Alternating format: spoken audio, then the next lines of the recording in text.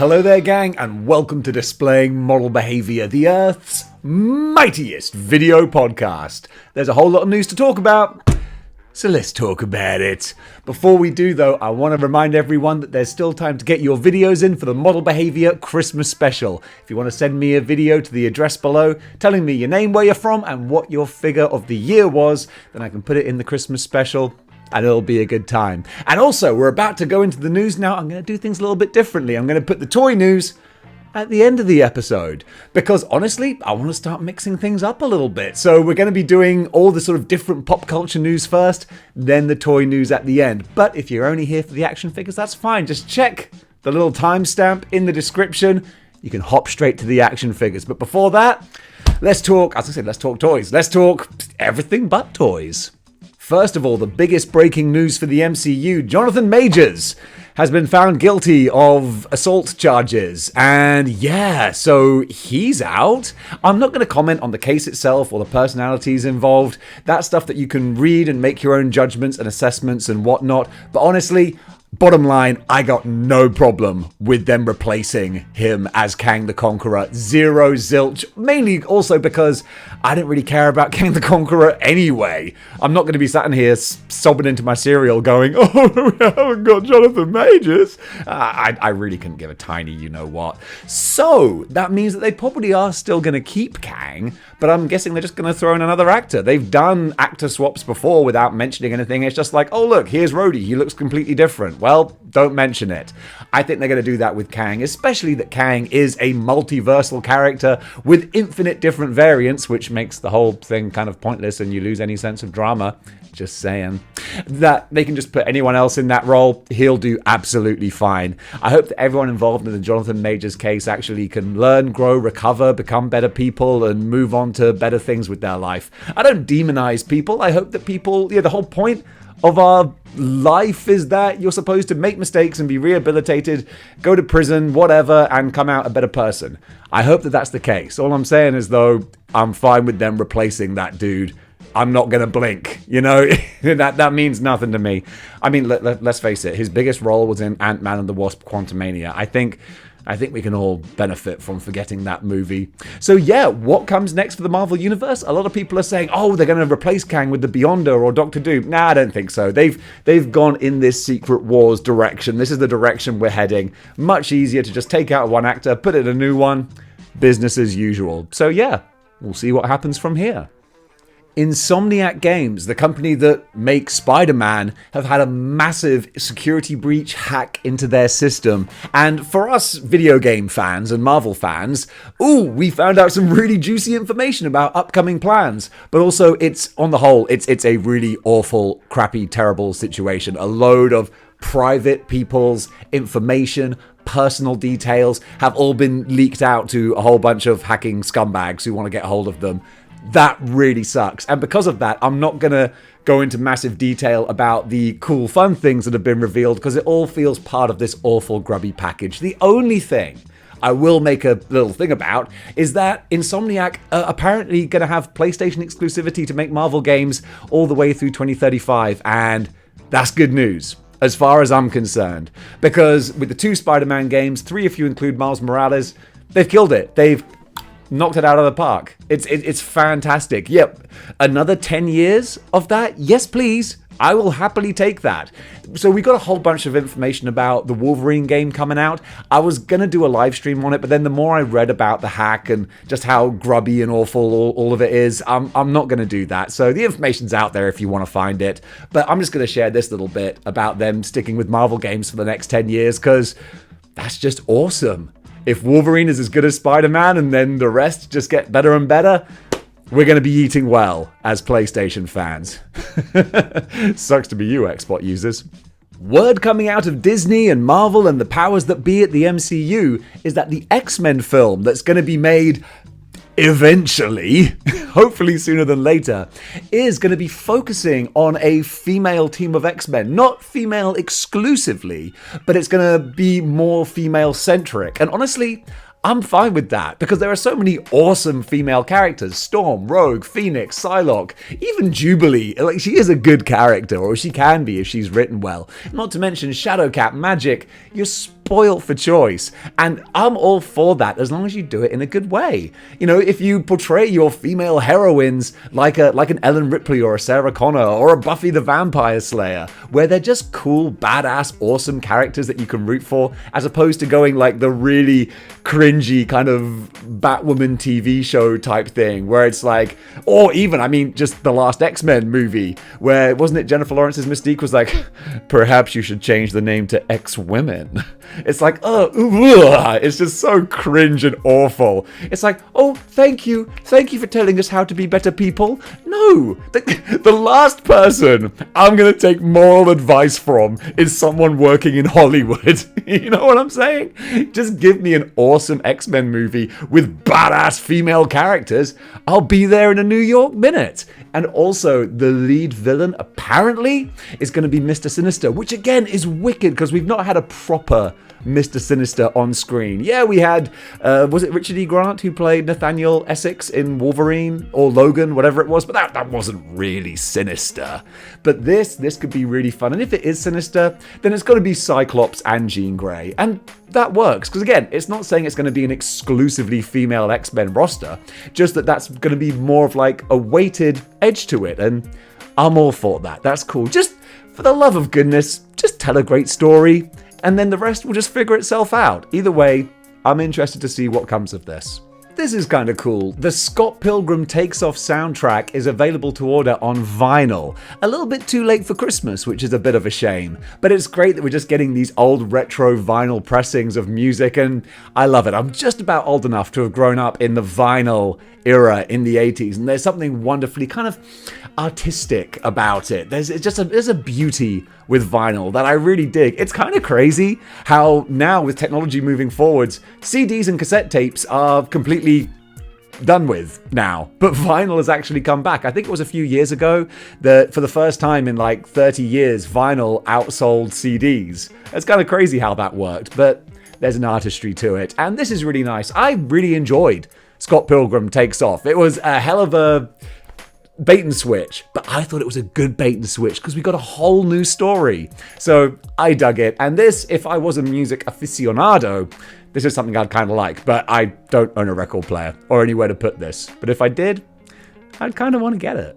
I love these non-news stories. Zack Snyder has gone on record saying he would love to direct a Fortnite movie. Well, of course he would. That's like a multi-billion-dollar franchise. Yeah, no kidding. I'd like to star in it too. Next story. And on the flip side of that, I do quite like this story where George Clooney was quoted as saying there are not enough drugs in the world for him to return as Batman. And honestly, you gotta love George Clooney. I think he takes too much personal responsibility for Batman and Robin destroying the Bat franchise for a short time. It was a team effort that made that disaster of a movie. But George Clooney, more power to you. Yeah, took it on the chin, my friend. I kind of dig that. Netflix are looking to do a Wednesday spin-off show focused on Uncle Fester. And hey, I can't blame any company for wanting to milk a product when it starts making money for them. But would that have the same level of interest? I don't know about that. I mean, Jenna Ortega was a huge selling point of that Wednesday show. The rest of it was perfectly well made and competent, but I think she really, tipped it into being a cultural phenomenon along with the weird Wednesday dance. Whereas an Uncle Fester thing, that's a bit more of a long shot. But hey, Netflix, apparently, they need to get some hits on their hands. They've had a few good ones, but from what I've heard, that's why they're cracking down on password sharing, because they're bleeding money. So maybe Fester will be a success? I don't know, but we'll probably find out soon. Literally, as it says right here, Henry Cavill's Warhammer 40,000 cinematic universe now properly rolling, because it wasn't properly rolling before. They had to iron out various contractual things and licensing and all this kind of stuff. It wasn't in limbo, but it was dragging its feet. Apparently now everything's been ironed out. We're talking streaming TV shows. We're talking full-on feature films. We're about to be getting a lot of Warhammer 40k content with Henry Cavill as in the featured role, and I'm all for that. The dude's awesome. I'm a big Henry Cavill fan, especially because he himself is a massive nerd. And that's so freaking cool. So he's going into this project with all heart and soul and guns are blazing. He's going to want to see it done right. and that means hopefully it's going to be good. So yeah, I'm really excited for this. There's a new poster that's just been revealed for Ghostbusters Frozen Empire, and everything I see from this film gets me more excited for it, because the first one, it was decent, but it was a bit of a sleepy nostalgia. Hey, the 2016 thing was awful, let's just rock you back gently into the Ghostbusters franchise. And they've done that now. They've set up an awesome new world that we're living in. Now we can have some fun with it. And you can see here, there's 1, 2, 3, 4, 5, 6, 7, 8 people on the Ghostbusters squad here. So it looks like we got the old Ghostbusters team and the new Ghostbusters team. That's the kids and Paul Rudd. I love this ensemble.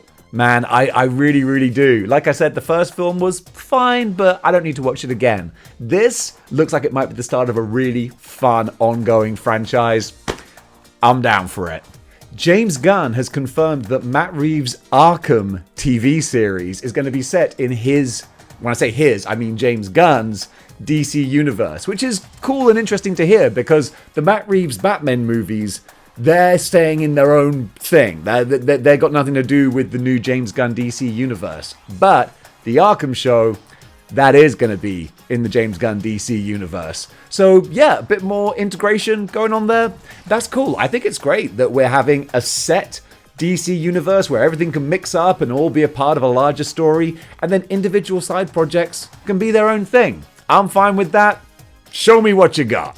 In a really lovely bit of news, the Children's Emmys have awarded Peter Cullen, who is of course the voice of Optimus Prime, a Lifetime Achievement Award. And genuinely, that just warms the cockles of the heart. In a day and age where you get as much negative news as positive, this is just, it's a lovely thing. Peter Cullen, genuinely, if you ever see any interview with him, he just comes off as this beautiful, sweet, gentle soul of a human being who took playing the role of Optimus Prime so seriously. He tells this wonderful story how when he went to audition for the role of Optimus Prime, when he was leaving the house, his brother asked him, "So what's this role going to be?" And he's like, I play a truck. I play the leader of some things." And his brother, I'll say it in his voice because I love doing it, his brother, who was like, I think a Marine, or he was a big army person, like a big military background, he said, "Peter, if you're going to be a leader, don't be one of those phony leaders. Be strong enough to be gentle."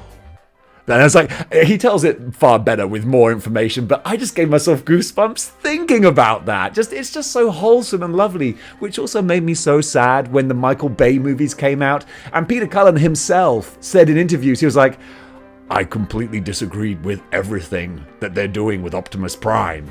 And I get it, and I get why he did it. It's like, if you at least do it, then at least you still have some ownership of the character. But I mean, Michael Bay just turned Optimus Prime into a psycho war criminal, so poor old Peter Cullen having to deal with that. But nonetheless, what we remember is the real Optimus Prime, the real "Freedom is the right of all sentient beings. Autobots, transform and roll out." Gotta love it. God bless you, Peter Cullen. This was a story that really made me happy.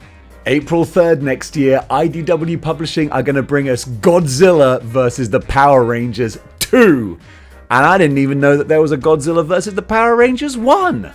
Time for me to go back into the archives, because on the back of the last Toho movie, Godzilla is having a renaissance, man, and you gotta love it. And also, I mean, hey, look, Legendary are doing their part too. Their TV show seems to be getting really good reviews as well. It's a good time to be a Godzilla fan, and it's always a good time to be a Power Rangers fan. So this, I don't normally buy many new comics. I just wait until they're on Marvel Unlimited, or maybe if there are other lines, I might pick them up. But this one, I think come April 3rd, I might have to buy it day and date, because just from the cover art alone, I'm already sold.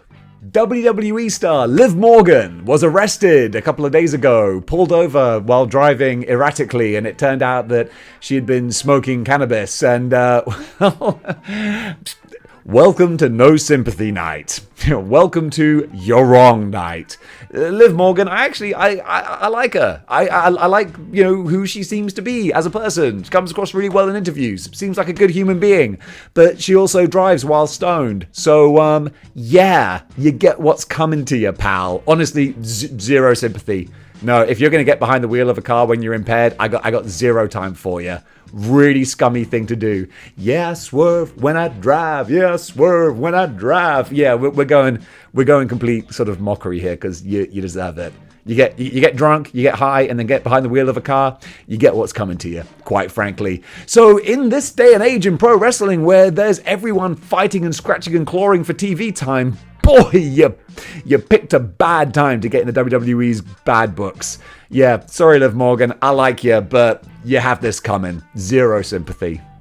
Over in pro wrestling news, it looks as though Sasha Banks will most likely be returning to the WWE. Apparently all talks between her and AEW have kind of fizzled and dropped off, and it doesn't look like they're going to be working together anymore. It's a real shame. When she set out on her own, like, the sky was the limit, and then she ended up, her New Japan debut, she, that spot didn't go well, and then she ended up breaking her ankle, and I was like, oh, and then she's out for the rest of the year. So not really necessarily any fault of her own, just rotten bad luck, essentially. So I think there's a very good chance that we'll soon be saying goodbye to Mercedes Moné and welcome back to Sasha Banks. And hey, look, now that the WWE is really becoming a better place for wrestlers to work and for viewers to watch, I'm okay with that. Because honestly, AEW doesn't need more talent. They've got too much talent. They don't know what to do with it. So hopefully she can find another new niche in WWE. I'll be happy to see that. But in happier pro wrestler news, AEW World Champion MJF Maxwell Jacob Freeman is getting inducted into the National Jewish Sports Hall of Fame. I can only imagine Bill Goldberg must be in there, surely. That's the only other Jewish sports star that I know. That's pretty much the only other sports star I know. It's like outside of pro wrestling, I got nothing. But nice to see someone being recognized for their talents and the contributions that they make. I know that MJF holds his heritage in, great pride and high regard. So, yeah, good for him, man. That's a nice story. Jack Black has said that he is pitching a Super Mario Bros. 2 sequel. Well, that is the sequel. A Super Mario Bros. Sequel, which would probably be called Super Mario Bros. 2. And he's pitching it as an all-out singing and dancing rock and roll musical. And if that were to happen, oh my goodness, it would be proof that perhaps we're not living in the darkest timeline. Of course, this is just Jack Black saying his thing, and very often when we get stories like, oh, so-and-so says they would love to do so-and-so, I mock that for being a nothing story, but for this one, I'm going to include it, because it's Jack Black, and Mario was awesome, and I want to will this into existence. Will it happen? Who knows? It'd be a lot cooler if it did. Totally random, but someone shared some fan art of Matthew Lillard as Cletus Cassidy Carnage, and holy moly, that's some great fan casting there. Or at least 90s Matthew Lillard would have been good. He's a little bit north of the age for Cletus Cassidy now. Then again, we just had Woody Harrelson playing the character, so clearly anything's possible. But I just wanted to share this because I think it's wicked. It's so almost freakishly well done how the Mark Bagley artwork blends into this screenshot. There you go. Scratch that. Reverse it. I thought that was really cool. For me personally, I think Jake Busey from The Frighteners, he would be my choice for Cletus Cassidy. I remember watching The Frighteners in 1996 or so when it came out, and I was like, holy moly, that's Cletus Cassidy right there. But you know what? Matthew Lillard from 1995, he would have been a fantastic choice as well. I just wanted to share that. Holy moly, Fighting Armor Magneto. This came out of nowhere and has really, it's kind of brightened my day a little bit. So the Fighting Armor series, this has been going on for a while, and it's kind of the idea that Iron Man has made costumes for the different Marvel heroes. So we've had Fighting Armor Captain America, Wolverine, Black Panther. Have we had Spider-Man? I can't remember. Nonetheless, though, there's a whole line of these, and they're all really nice. They're made with like metal components and stuff. They're 1/12 scale. Magneto here, you can see he's got a cloth goods cape, and I'm loving what I'm seeing. You can see him with the Fighting Armor Wolverine here. I've never owned one of these figures before, but they're all over the shelves in Japan, and they look great in the display cases. But this, I might have to do it, because for me, I'm getting a big bang of Onslaught here. I mean, obviously it's not Onslaught, but it kind of feels like Onslaught with the metallic, robotic kind of armor look. I love it, man. I really, really love it. So much so that honestly, I wouldn't mind even getting rid of my regular Mafex Magneto and having this guy as my go-to Magneto. I know aesthetically he doesn't necessarily fit with the rest of my legends, but I just love him. I think he looks so awesome. So he's going to be retailing for about 12,000 yen, which equates to about 80 bucks, give or take. Expensive. I appreciate that, but also they're heavy, these figures. There's metal components, there's the cloth goods, and just beautiful engineering that's gone into them. I'm going to be looking out for this guy next year, big time. Hasbro have revealed the winner of their Marvel Legends HasLab.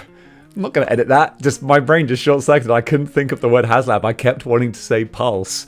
The Marvel Legends HasLab Giant Man box art. Of course, these are just the rough sketches, but this is the winning design, which honestly looks kind of cool. I like that they're featuring the rest of the Avengers in there as well, so it really shows how important Giant Man is to the whole team. So yeah, around about this time next year, it's gonna be arriving on our doorsteps, and dang it, I can't wait to see it. Zesray Studios over on their Instagram have shown off this 3D render of their upcoming figure, which is their sort of more sci-fi line that they're doing. And Zesray, I don't know how to pronounce it properly, don't know how to do a lot of things properly.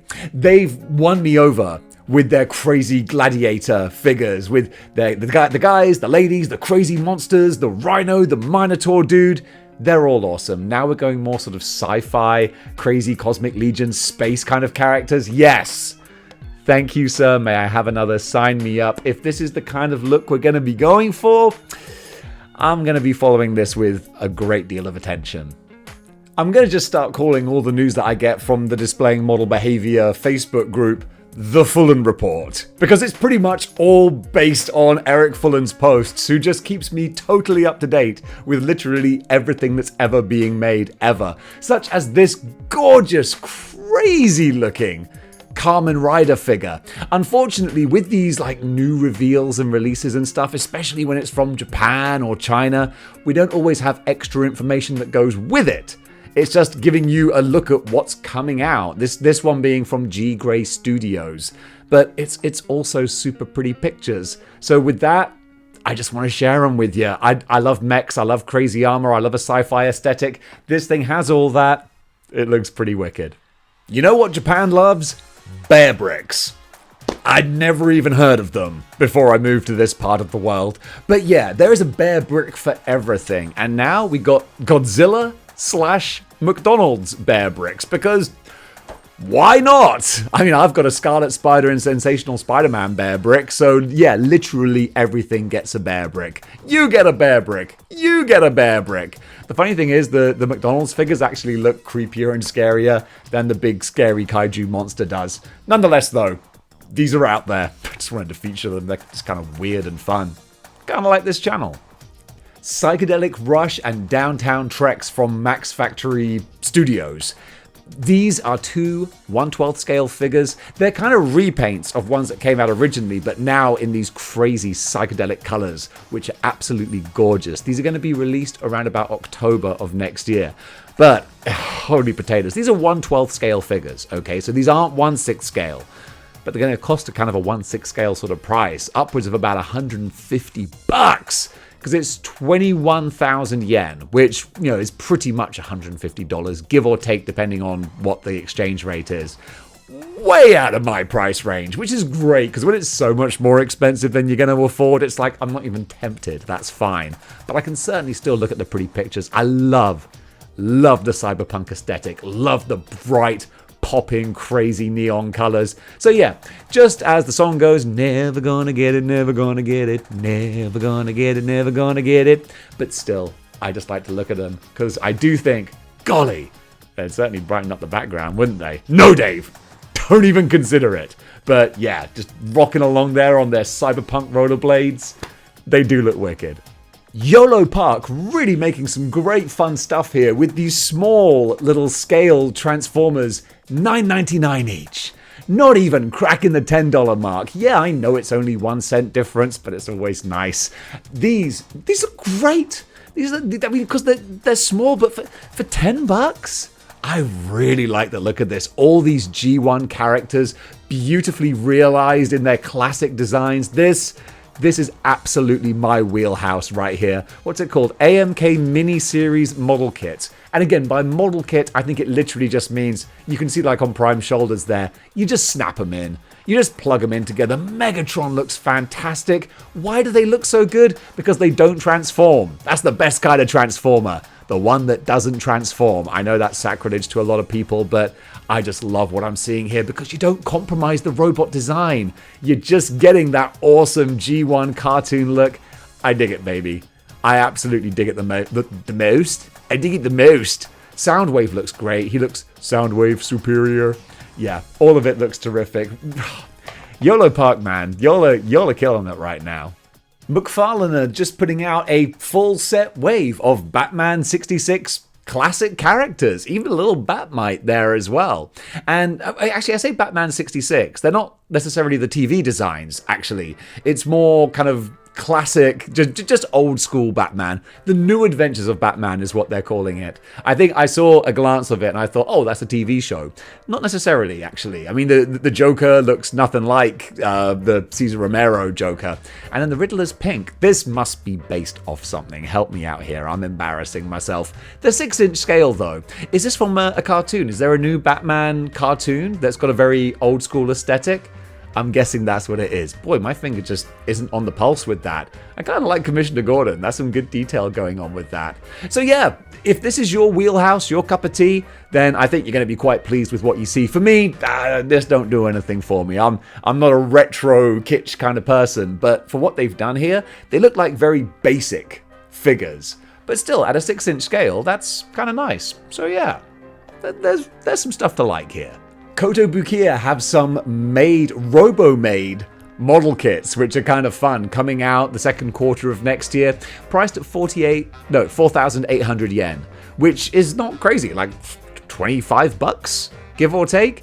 And again, when it says model kit, it's really just a case of just snapping the pieces into place. So I'm kind of fine with that. I don't need any more anime girls. I've got quite enough anime girls, frankly. Living in Japan, you have to have at least 2 or 3. It's kind of the law. And I've reached that number. So now I can just appreciate. You know what? Having said that, though, like the ninja style, that's kind of awesome. Yeah, you know what? The more I'm looking at them, the more I'm like, you know, maybe $25. You could justify that. No, I won't. I'm trying to be more selective. That's a resolution for next year. Having said that, though, they do look kind of fun, so credit to Kotobukiya. You're making some decent things out there. And Kotobukiya are also doing some Rocket Man Falcon armor figures, which are also going to be available similar time next year, around about the second quarter, at a similar price of about 48,000 yen, equating to about $25. And these designs, they're super fun. They're kind of Mega Man style, and you can see there are a lot to collect, including the classic Mega Man version himself. So if you're a completionist, well, have fun with that. Heat Boys have got more pictures of their Wonderfest exclusive Mech Michelangelo figure. This thing's expensive. He's about $200, give or take, possibly more, depending on where you buy him from. It's a lot, but then again, you get a lot of turtle for your buck. I'm not a big fan of the translucent look. I think the actual original flat metal chrome appearance is, it's the superior one. But if you're a completionist, if you want a little bit of everything, especially if you got the Leonardo as well, then, well, you're going to have to get the whole set, aren't you? Me personally, I've got the Leonardo and I love him. He's absolutely stunning. And I was considering getting the other ones, but honestly, they're getting so expensive now that I can't. I'm going to respectfully back off. I'm going to keep Leonardo as my one and only. That's all I need. But the whole Heat Boys TMNT lineup, it looks amazing. They're doing incredible stuff, but I got to resist. Joining the Higher Toys exquisite line, they are doing a 2014 legendary Godzilla. So the exquisite figures are significantly smaller than your sort of 6-inch type ones, but with that you get a cheaper price as well. It's about $50, which, don't get me wrong, it's still expensive, But you can see they've crammed a lot of detail into this. It's funny, this used to be one of my favorite Godzilla designs until we got Godzilla -1, where I was like, oof. The Godzilla -1 looks like legendary Godzilla after he's gone to the gym, worked out a bit, got a bit of work done, and kind of just is looking even more badass. Still, I really like this.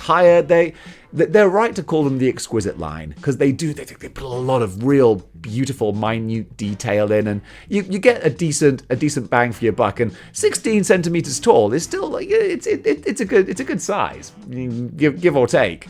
But yeah, this one, if you're a Godzilla fan, he'd look great on your desk. Just calling it now. Revoltech are showing off their Jessie 1.5 version from Toy Story. So I didn't know there was a version 1, but there obviously is, because now this is an updated version. Nothing else to go on but this picture. I assume she comes with one of the little aliens from the claw machine as well. Probably going to get more information soon, and when we do, I'm going to talk about it. I can't help myself.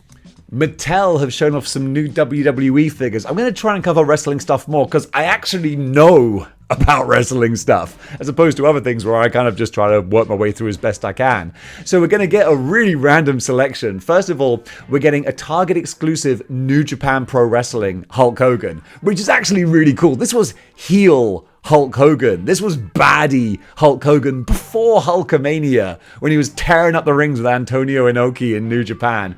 This is really great. I love this look of the Hulkster. He's even got a little bit more hair up top, and he just, this is fun. For me, this is probably like peak Hulk Hogan. It was all downhill from there. Then we got Muhammad Ali, who they always kind of like fudge Ali into WWE. I mean, he was only really ever there as an enforcer and a referee, but they're doing him just like gloved up, ready to go. That's fine. I mean, it's Muhammad Ali. Why wouldn't you want him? Then there's the Sultan and Captain Lou Albano, which are apparently a Target exclusive as well. And it says Yokozuna brackets variant. And then WWE Knuckle Crushers Wave 2, Cody Rhodes, Stone Cold Steve Austin, Sheamus, and Bobby Lashley.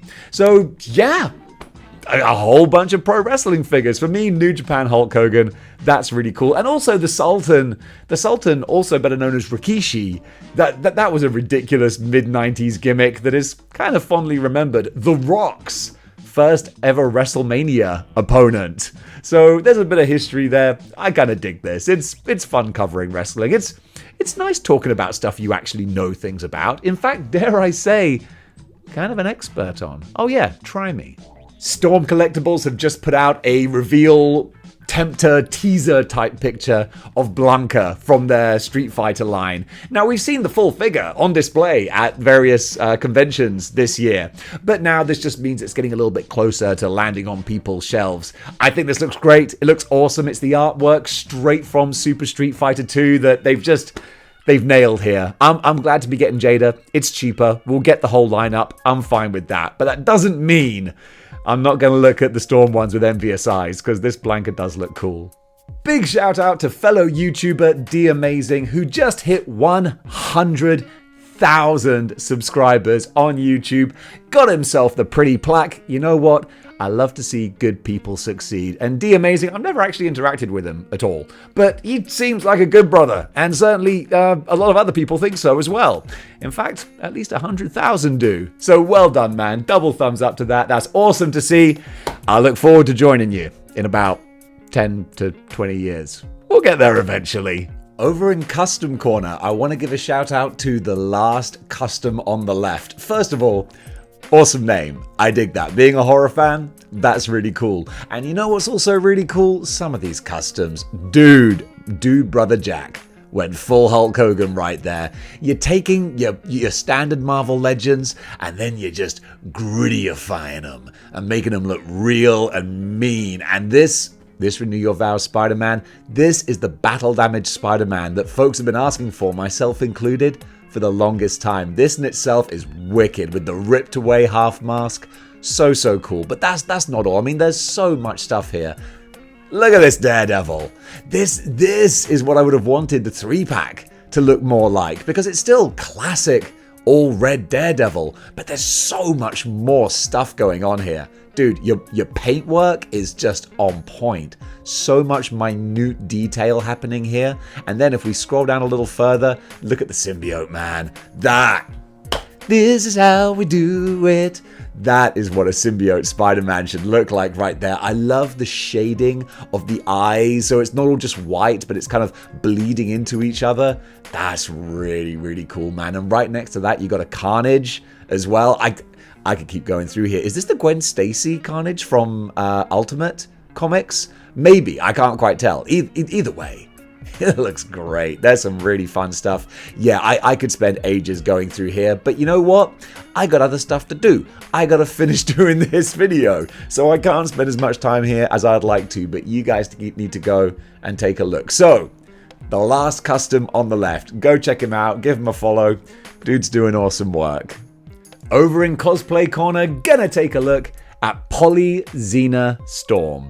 And yeah, I mean, truth be told, hand on heart, you got me. It was the ridiculously revealing Star Wars cosplay that initially caught my eye and then continued to catch my eye. And then my eye was just caught in an ongoing capacity. But you know what happened? Once we caught the eye, yeah, I noticed that she actually does some really, really cool cosplay as well. So, okay, it was my very sort of base instincts that drew me to this Instagram page, but then once I was on it, I was like, oh, bless her heart, she's kind of adorable, and yeah, she's not backward in coming forward in the more sort of revealing cosplay costumes. And honestly, I'm a red-blooded son of a gun. I appreciate that kind of thing, but then you get also badass kind of original creations like this Krampus here, which, oh my goodness, if she came to abduct me on Christmas Eve, you know what, I'd be okay with it. I'd be like, yeah, you know what, I have been naughty this year.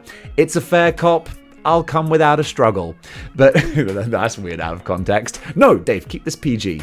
Yeah, I think this girl's doing awesome work. Go give her a follow, because dang it, she's brightening my Instagram feed. And folks, that does it for Good News for today. Bit of a different format, mixing it up. What did you think about it? You hated it, didn't you? You hated having toys at the end. I know you did. Why? Because I probably would have as well. But that's only going to affect you if you're watching this in the live stream premiere. If you're watching this later, you can just skip to the toys. So come on, what are you complaining about? Sorry, I have to defend myself every now and then. Gang, thank you so much for watching. And if you want to be a part of the Christmas special, don't forget to get your videos in. The deadline is December 23rd, Japan time. So it's pretty soon. But I'd love to be able to include you in the Christmas special. It's always my favorite video to make each year. So folks, thank you very much for watching. And until next time, keep displaying model behavior.